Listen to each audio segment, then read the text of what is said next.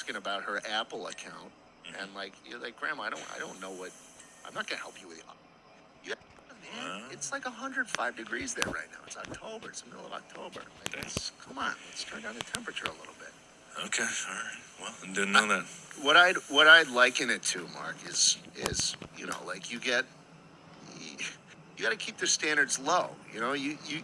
You act like you know what you're doing around an iPhone or a computer, and then all of a sudden Grandma's knocking at the door, asking about her Apple account, and like you're like, Grandma, I don't know what.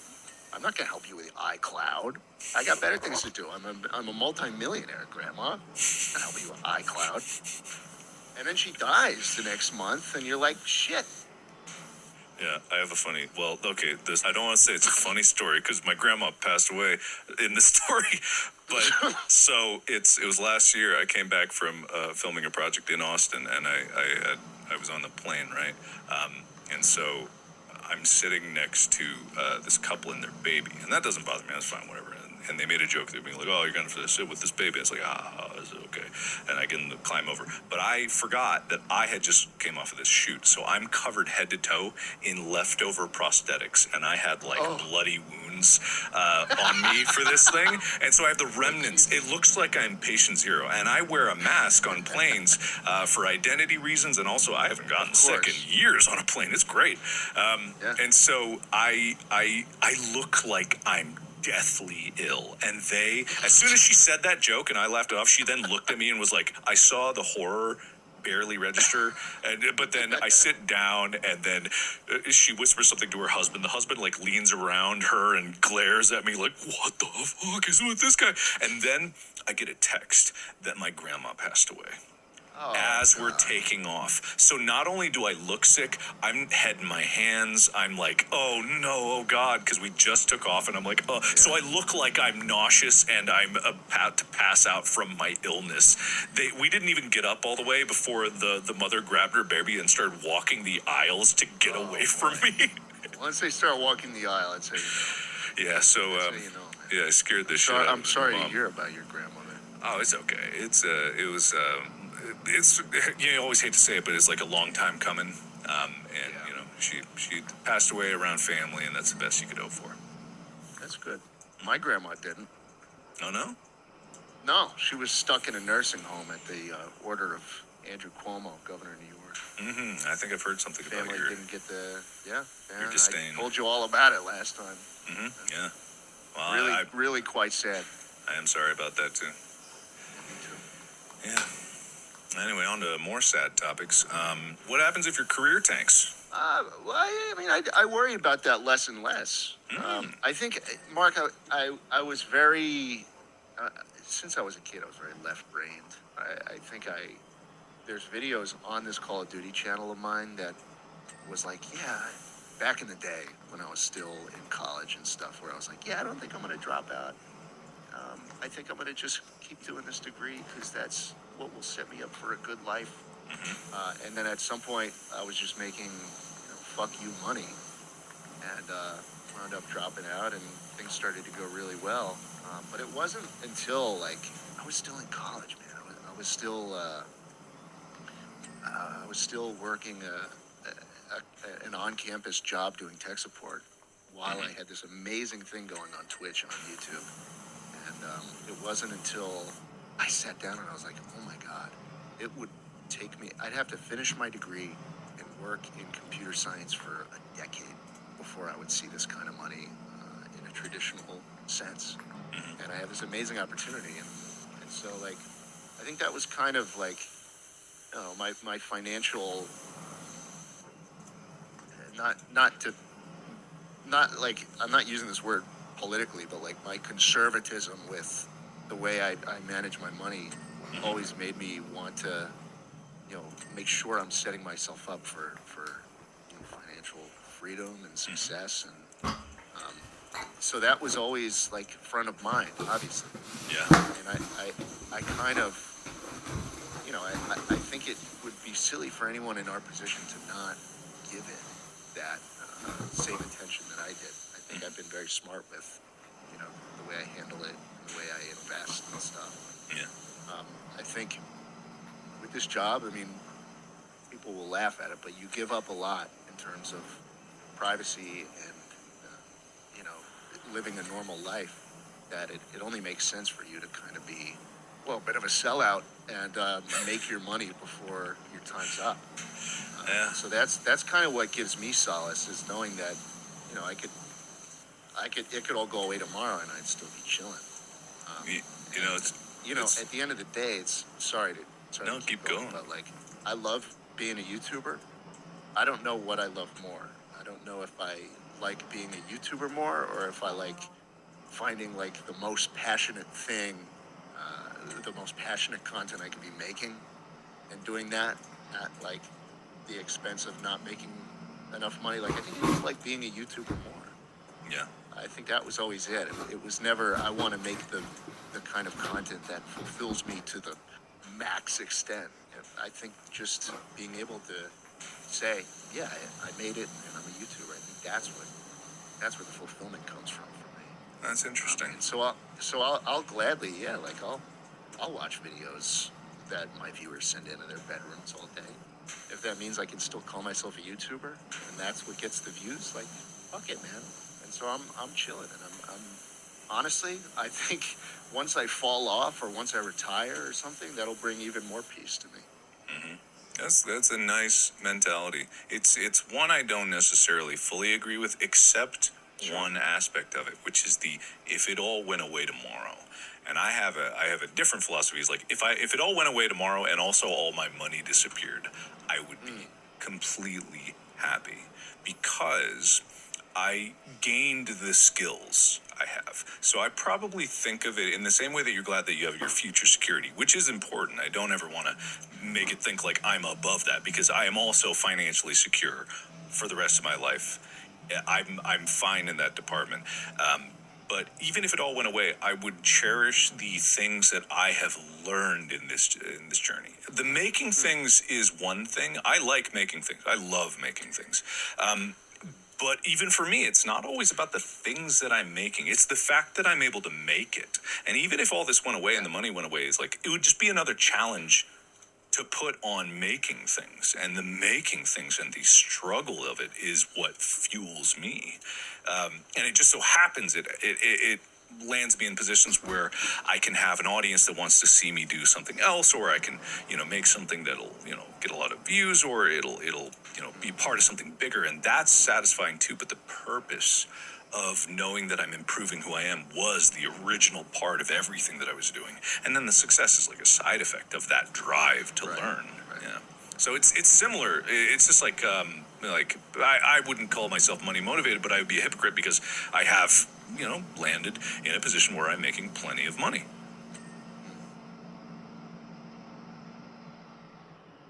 Do you think at all about legacy and what you leave behind? For sure. Yeah. I'm a big believer in plant the trees you'll never sit under the shade of, kind of mentality. Yeah. You? Like, does it matter to you whether people know you as the filmmaker and the actor, or like the Bite of 87 guy from that one clip? Both are fine. Both are good. Both are fine. Yeah, because to me, and this is part of the reason why I often say, like, I'm not bothered by critical comments. I'm not bothered by negative comments. It doesn't actually mean anything to me because I know that they don't know the full picture of who I am. So I'm fine with every meme that's ever been made out of me. Like, some are really funny. Like, I don't know why so many get made, but people can do whatever they want if they find it funny. I remember laughing my ass off at that image of you and mixed with Lord Farquaad with the B emoji on it. Dude. I was laughing my ass off in 2018 when I saw that shit. It's so funny that image was made by Daniel Kyer from Syndigo way back when him and Ryan no McGee. way. Yeah, when him and Ryan McGee came out here to LA, he made that, and it was so funny because I remember walking into his room, seeing that on Photoshop in his room, and just like him looking at me like, yeah, and I go like, why did you waste time making this? I don't even know what it was for. Crazy. It was for nothing, I believe. But if you look at that image, you'll see a Syndigo logo is in the corner of it. Wow. If you find one of the original ones, not the one that's been put on Mark Yeah, Zuckerberg, yeah. but the original, yeah, you'll see Syndigo in the corner of it. That's some great lore, man. Yeah, no, yeah, lore goes deep. It's been pretty extensive, and so I've been lucky that I've been able to do this for so long in the same way that you're thinking of it, and I sometimes almost worry, that I'll not have another mountain to chase. We talked about this before, but it's Yeah, we like, did. yeah, it's about the fact that I'm still here after all this time. So it's like I'm just gonna keep plowing forward and doing things because it seems to be working and I enjoy it. So I can't say I'd rather do anything else. It's funny because before, obviously I came out to Los Angeles to film a bunch of podcasts the other week, and before I came, I was making really good progress with language learning, actually. Oh yeah, And I obviously I'm a bit of a weeb, not in like the traditional sense where I like anime. In fact, I've never watched a single anime in my life. Sure, I couldn't care less about it. But like, I don't know, something about Japan and the culture and sumo, especially. I'm like strangely awesome. That's into cool. for whatever reason. Yeah, And so, like, I've really been enjoying learning the language and putting in the time at something and feeling like I'm kind of making progress at something. yeah. And it was something that I felt like I hadn't done on YouTube in a while, specifically because, like, I feel like I just kind of figured it out for better or for worse. I mean, if I can laugh at at a video of someone's bedroom 100 times in a row, package it into a 30-minute video, and then get 10 million views in a year on it, it's like, yeah, okay, well, I've kind of climbed that mountain in a way, and I don't think I could get that out of my head ever since I started making those kinds of videos, and I never really found too much fulfillment outside of like making other types of content. Like I never really felt like I was learning anything new or something. But that period of time before the podcast week that I did was like, man, I was like happy with myself. I could see the progress I was making, and then I come back and it just felt like I had missed a week, and like it was so hard to get that ball moving again. Yeah. Have you been able to? I've tried here and there, but life is still as busy as ever, and the frustration is just another added thing that's keeping me from getting back on that train. But it was interesting because that was a moment where I was like, man, I'm really actually happy with myself in a way that I hadn't really felt in a while. That's great.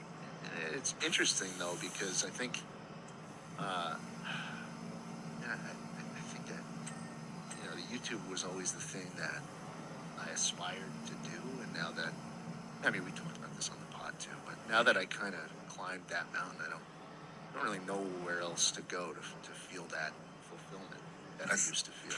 If I had to put like a guess onto what was giving you the fulfillment, it's probably just because it was a very internally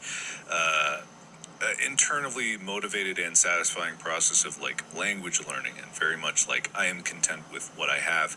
And then you come out and you miss that one habit, and then you're like you got some fresh perspectives and thought, and it doesn't gel right, and then there's ambition and like, okay, where do I go with this? So it's like I think that a lot of people, some people can get trapped in their own mind, but some people find great solace in their own mind.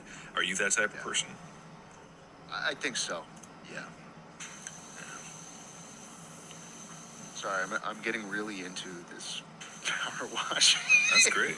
No, that's what I love about this is like it's just Zen. That's all it is. Yeah. I mean, it's digital cleaning. It's gonna get dirty as soon as we quit. Like, that's Sure. It'll just be back to the buggies and the mold and the oil, which you got to use degreaser for. You got to use degreaser for the oil. WD-40 is a type of degreaser, though. Yeah, but it's not like you wouldn't find me putting WD-40 on some clean up It would some work. oil. It would work. It would work, but I mean, it's a totally different appliance for it. Like, But it's a it doesn't come multi-purpose. no. I just don't want people to think of it as a lubricant. It's certainly not a lubricant. Super, but people think it is. That's not. People certainly, yeah, they do. And I mean, in some cases, it does work well as a lubricant. Surely, yeah. In that it like will loosen some stuck, machinery or something like that, and people think, oh, it's all lubed now. It's like, no, that's not what it is. Have you done this whole room back here? Yeah, pretty much. I think I might have missed a few spots there. Yeah. Yep. We're getting close to the end. You said you like Japanese culture. Did something start that? You said it wasn't anime, but there's plenty of people that just appreciate it for what it is. So I think it was Need for Speed. Interesting. Need for Speed Underground 2. Okay. The starter, the starter car I'd always pick was the Mazda Miata. And I'd level up through the game, and then I'd get the Supra, and then I'd get the Mitsubishi Lancer, Evo, and all these cars. And I put two and two together, and I was like, oh my God, these are all Japanese cars. There was something about that era of Mitsubishi especially was on a roll in the late 90s, early 2000s with their Evolutions. I've owned a Lancer Evo and a Pajero Evo, both of the Evolution models that they used to make back in the day. I wound up selling both. One I sold to Jericho, the Twitch streamer. Oh yeah. And I don't know who that is. Something about those old cars I think was pretty instrumental in me kind of appreciating that culture in a way. Other than that, though, I mean, there's probably a couple other things, but I really think it was cars that started it. I mean, Fast and Furious, Tokyo Drift, obviously, moved the needle for me. I find it interesting because I've been learning Korean for the past few years. I haven't been able to the past year and a half because of Iron Lung and working on that. But my motivations are also not aligned with a lot of people who are learning Korean, which is like, who's your favorite K-pop star? I couldn't tell you. Yeah. I don't listen to it. But it's because of my family. My family out there, I'm half Korean, so it's like I have a ton of family there. The grandma I told you about was my Korean grandma, and so she was like the last grandparent I had when she passed away. And so the motivations for learning that are just like very recent. I did not embrace my Korean side for a very long time because I grew up here in America and, different upbringing and, not really thinking about it. And then I realized like, oh my God, I have so much family over there. I have cousins, I have uncles and aunts. I have so many aunts and so many cousins. And so just like tons and tons of other reasons to learn. And yet still, I have not kept up with the learning. And I feel terrible about that. Even now, just thinking about it, I'm like, oh, fuck, what am I even doing this for? I had such strong reasons. And what stronger reason is there but family? But I'm still not doing it. So, getting back into your habits, I don't think you should be too hard on yourself. Dude, I just try to remember and remind myself that life in general is just a big game of momentum. I like to use this metaphor of pushing a car up a hill. And that's especially true, I think, with things that we deal with, like on YouTube and stuff. But, like anything you try to do is like you're starting from zero, and you just got to push a car up. And any kind of break you take or any misstep you make is just, the longer you let it start to slip, the harder it's going to be to get that car pushing back up there. It's the same thing with like my language learning. Like I just let it slip too far, and at some point I just need to kind of man up and accept the fact that I lost a lot of progress. But I know that once the momentum is back up, I'll be feeling a lot better about myself. And I think that's just a good way to look at most things in life. It's a very Sisyphusian outlook. Yeah. There's never an end in sight. No, not at all. Not at all. But sometimes Sisyphus might actually be happy. Maybe. Do you know that saying? Is Sisyphus happy? Or that question? I know that's It's a question, like, because Sisyphus is doomed to push that boulder up that hill forever. But does he ever learn to like it? Like, he's been doing it all of eternity, and, if he had to stop, would he be devastated? It's a question. It's a moral quandary. We don't know, because he doesn't exist. But you You never know. will. No, God, I hope not. Unless we could make a Sisyphus. If Yeah. you really think about it. We Okay. could like make this happen. We have the Yeah. funds.